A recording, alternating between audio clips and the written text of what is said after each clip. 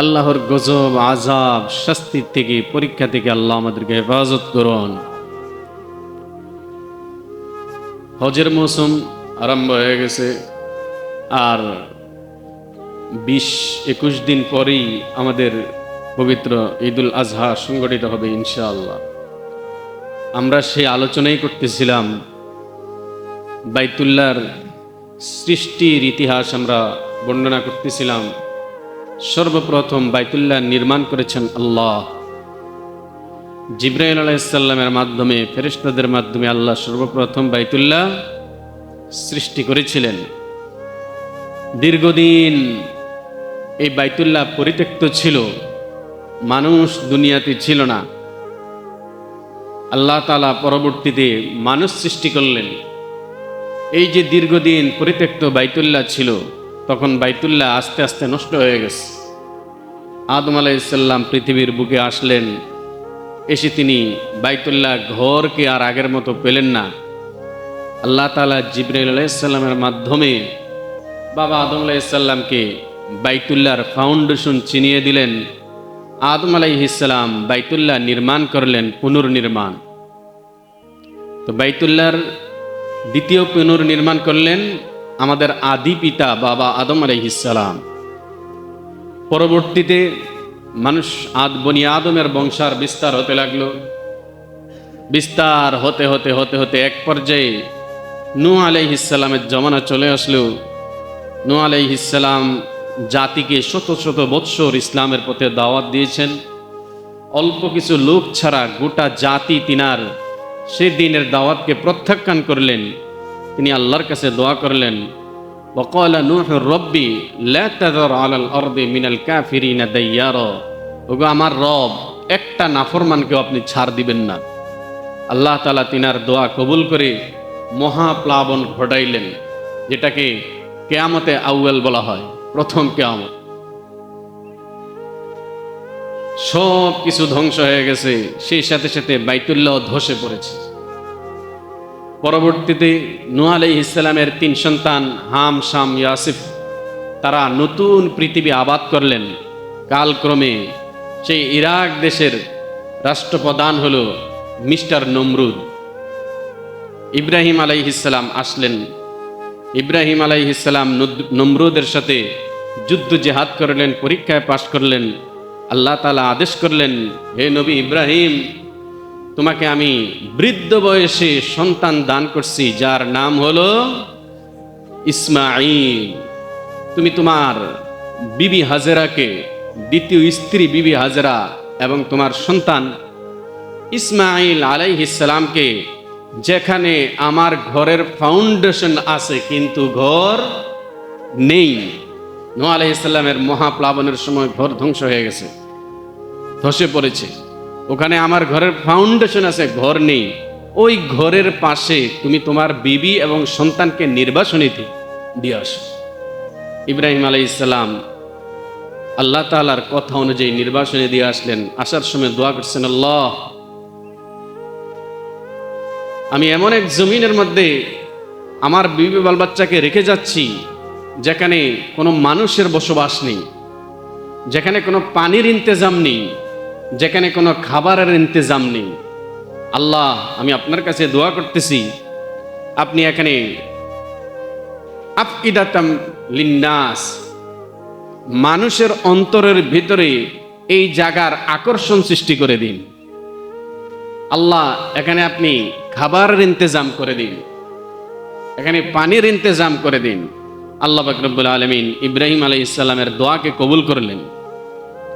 দোয়া 3টা দোয়া করলেন, 3টা দোয়াই আল্লাহ কবুল করলেন। ফল গত জুমাতে বলেছিলাম, তখন সারা পৃথিবীর মধ্যে সবচেয়ে উন্নত মানের যে ফলের বাগান, জিবরাইল আলাইহিস সালামকে বললেন, জিবরাইল, আমার খাস বান্দা ইব্রাহিম কলিজার টুকরা সন্তান ইসমাইলকে রেখে আসছে, ওখানে খাবার নাই। তুমি সারা পৃথিবীতে ঘুরে দেখো, পৃথিবীর সবচেয়ে দামি ফলমূল কোন অঞ্চলে জন্মায়। জিবরাইল আলাইহিস সালাম এসে বললেন, আল্লাহ, অমুক জায়গায় সবচেয়ে ভালো ফল আছে। আল্লাহ তো সবকিছুই জানেন।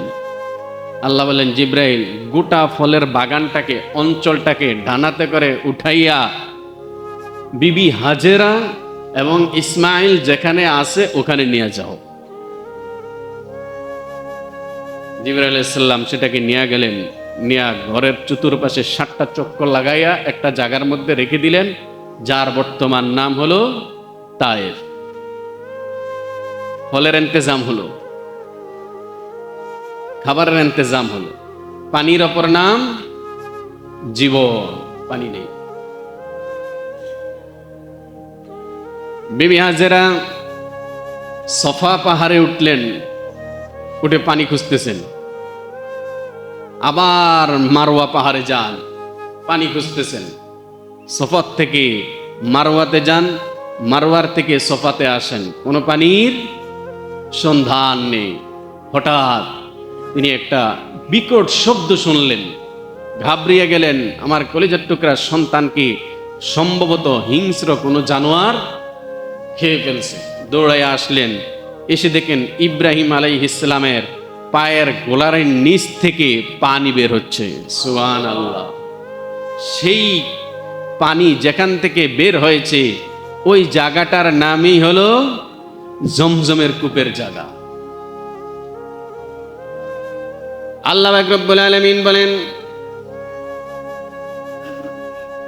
হে নবী, যেখানে যে পায়ের গোড়ালির নিচ থেকে, নবী ইসমাইলের পায়ের গোড়ালির নিচ থেকে পানি বের হচ্ছে, ওখানে এত পরিমাণ পানি আছে, এত পরিমাণ পানি ছিল।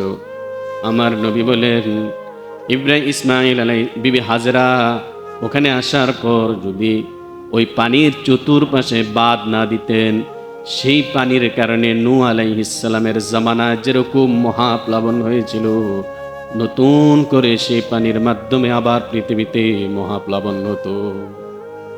এত পানি, চিন্তা করেন। আপনি দেখছেন না, ইউটিউবের মধ্যে ঢুকবেন, আজেবাজে জিনিস না দেখা যে জমজমের কূপ দেখবেন, ভিতর থেকে কিভাবে চতুর্পাশ থেকে পানি বের হইতেছে। সুবহানাল্লাহ। এই পানি হাউজে কাউসারের পানির থেকেও দামি। পৃথিবীর কোনো পানি তো এর সাথে কোনো তুলনা নেই। জান্নাতের ভিতরে হাউজে কাউসারের যে পানি আছে, ওই পানির থেকেও জমজমের পানি বেশি দাম।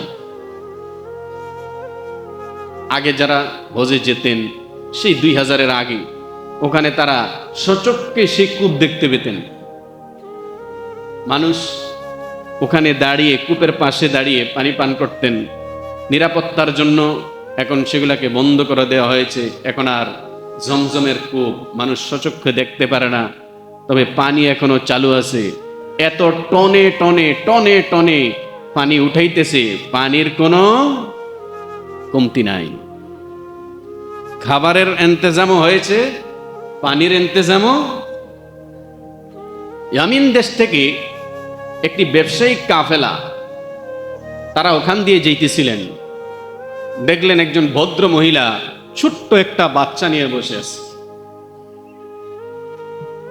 ওই কাফেলা লোকেরা আশ্চর্য হয়ে গেলেন, যেখানে কোনো পশু নাই, পাখি নাই, খাবার নাই বলে কোনো কিছুই নাই, এখানে এই মহিলা আসলো কোত্থেকে? এই ছোট বাচ্চা আসলো কোত্থেকে? বিবি হাজরাকে জিজ্ঞেস করলেন, মা আপনি এখানে আসলেন কোত্থেকে, বাচ্চা আসলো কোত্থেকে? তিনি বিস্তারিত বিবরণ দিলেন, এই ঘটনা আমাদের সাথে হয়েছে। তখন সেই ব্যবসায়িক কাপ লাগিয়ে কেন্দ্রীয় সরকারের কাছে বললেন, এই ঘটনা তিনি আমাদেরকে বর্ণনা করছেন।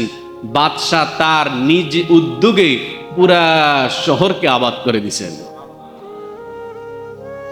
পানির ইন্তেজামও হয়েছে, খাবারের ইন্তেজামও হয়েছে।